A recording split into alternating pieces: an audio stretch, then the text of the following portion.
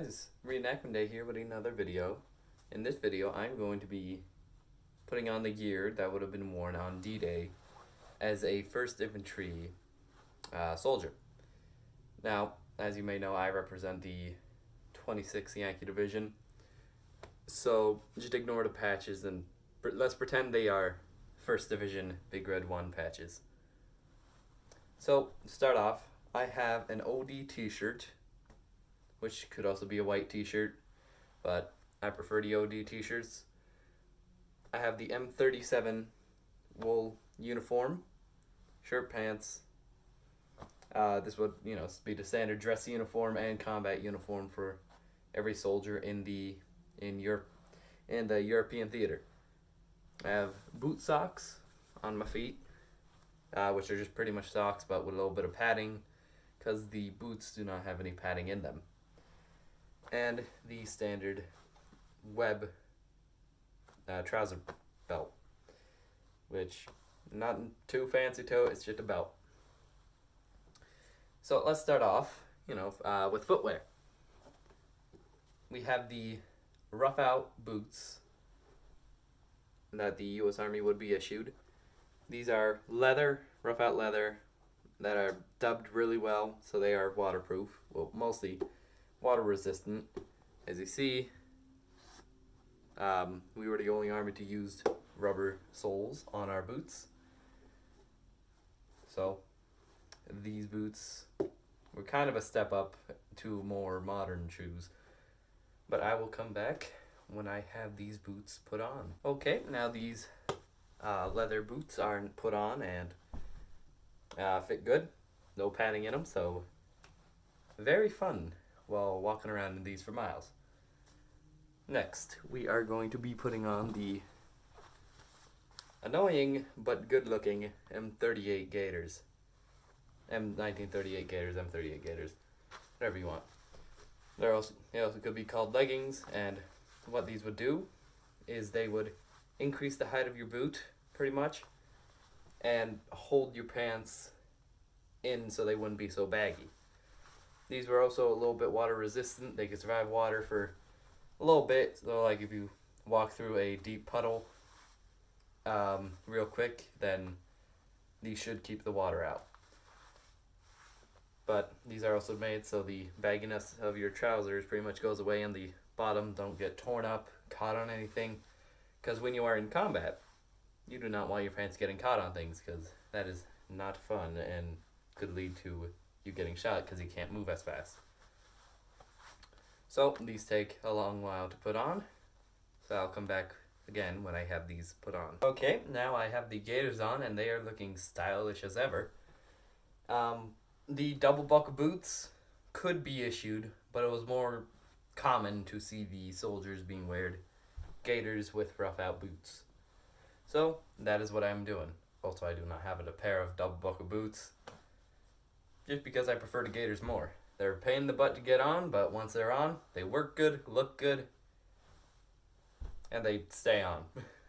So, next we are going to get on the, again, stylish M41 Field Jacket.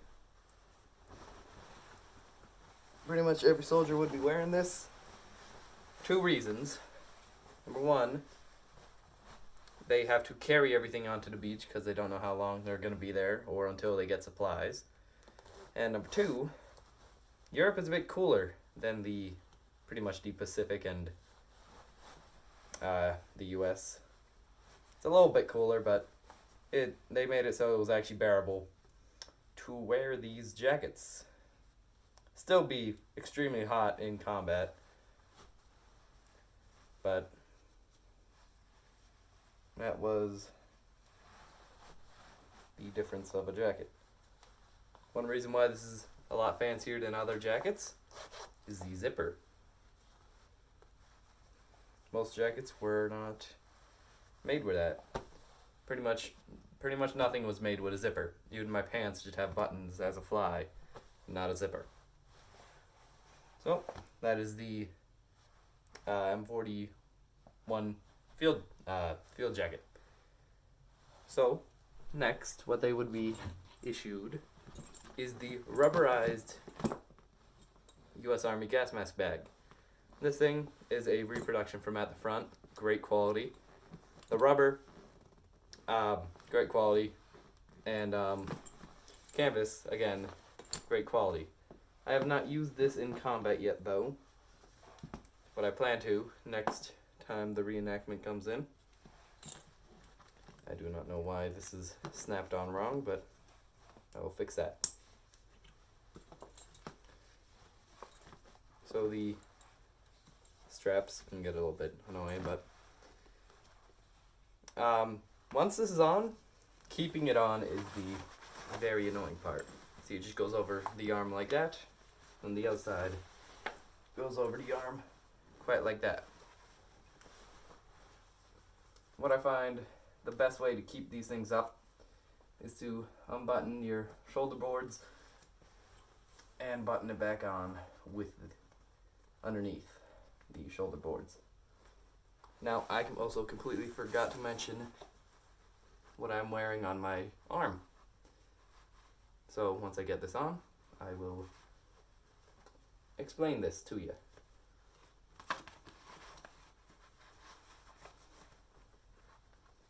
There we go. That's on. And now it's going to stay on. What I'm wearing on my arm. This is a gas Brassard, and pretty much what this would be is it's a piece of cardboard, and it would be rubbed with some sort of chemical, and it would turn to a blue color, like a jean blue color, and that's how they would know chemical warfare was being used, and they need to put on their gas mask. Later, soldiers would often just either be issued the lightweight gas mask bag, and they would most likely throw away the gas mask and just put personal items in that. So, I would also be wearing a bandolier. Very dangly. Let's just go over. It could and would probably be a lot better going underneath the gas mask, which I should have thought of that before, but oh well. Tis the struggle of the impression, I guess.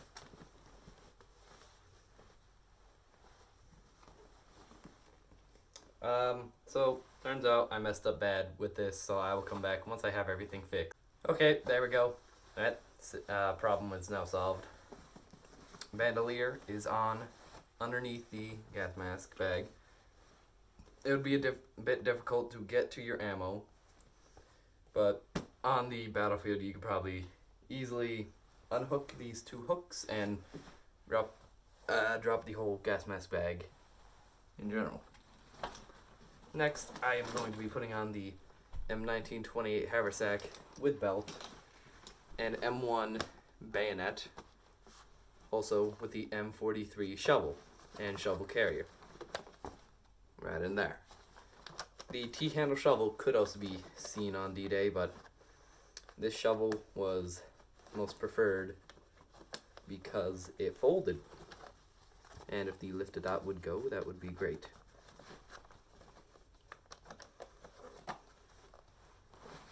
Either way,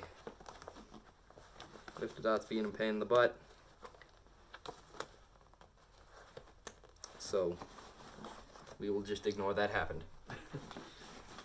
On the cartridge belt, have a M1910 canteen cover with original canteen and canteen cup, and the M1928 a medic pouch. Now this could go on either under or over the gas mask bag, but one of the most annoying parts of this is getting the strap of your haversack over the gas Brassard. The reason I didn't do that before is because This grass Brassard is a pain in the butt to get on, so I just put it onto my jacket before I put it on. But oh well, when it gets wrinkly, it looks less new, and period correct. Also becomes more mobile.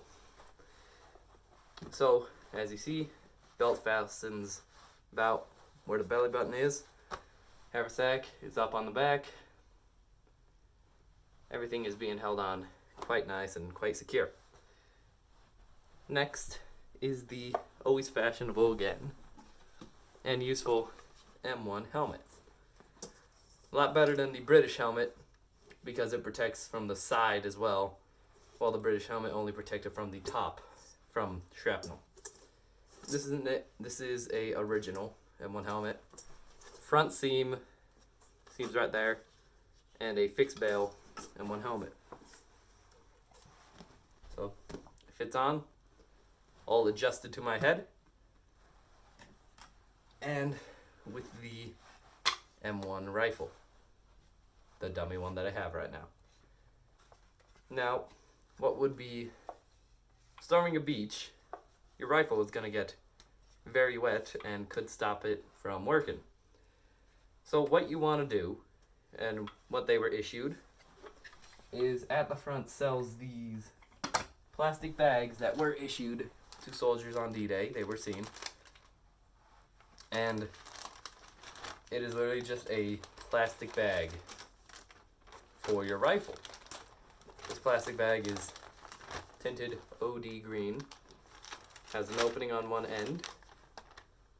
I'll just set this down real quick. And what you do, you take your rifle and you just slide it in. Now, this is just my dummy rifle, which is actually a bit bigger than a real M1, and it fits this quite perfectly as well. So it definitely fits an M1. As you see, there's a little bit of space at the end, and what it is for is holding down, and the rubber band is used to just hold it in place, keeping your rifle out of the water and still usable. Well, not usable, but out of the water, and it is a quick removal of the rifle from the bag. So that is what they would be issued, as you see, on D-Day. And this is the gear that they would have been worn on D-Day as well. So, as you know, the day I'm releasing this, it is D-Day. I think the 77th anniversary of D-Day. Correct me if I'm wrong. Thank you for watching. If you enjoyed this video, like and subscribe. If you have any video ideas, put them down in the comments. If you have any questions about any of the gear that I'm wearing, also put them down in the comments. I will be glad to answer them to the best of my ability. And hope you enjoyed, and I'll see you guys later.